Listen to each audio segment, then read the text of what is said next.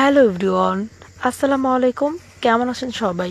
তো আশা করি সবাই অনেক ভালো আছেন। তো আজকে আমি গ্রামীণ স্টাইলে প্রথমবার কামরাঙা ভর্তা বানাবো। তো প্রথমে কামরাঙাগুলো আমি সুন্দর মতো ধুয়ে নিয়েছি, যেহেতু গাছ থেকে নিজের হাতেই পারলাম।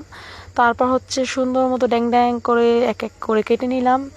তো স্টারের মতো করে কেটেছি যাতে সুন্দর লাগে দেখতে।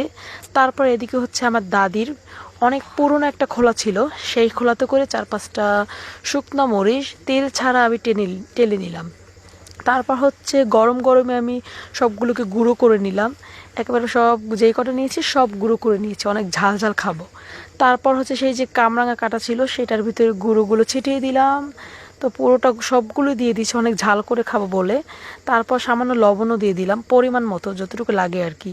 তারপর পরিমাণ মতো লবণ দিয়ে সরিষার তেল, যেটা না হলে আমাদের হয়ই না, খাঁটি সরিষার তেলটাই আমি দিয়ে দিলাম। আমার কাছে খুবই ভালো লাগে সরিষার তেল ভর্তাতে দিলে। তারপর হচ্ছে দিয়ে সুন্দর মতো মাখাচোকা করে নিলাম।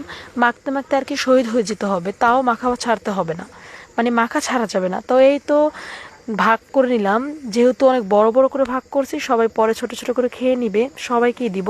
তো হয়ে গেল কামরাঙা। কেমন হলো কমেন্টে জানান।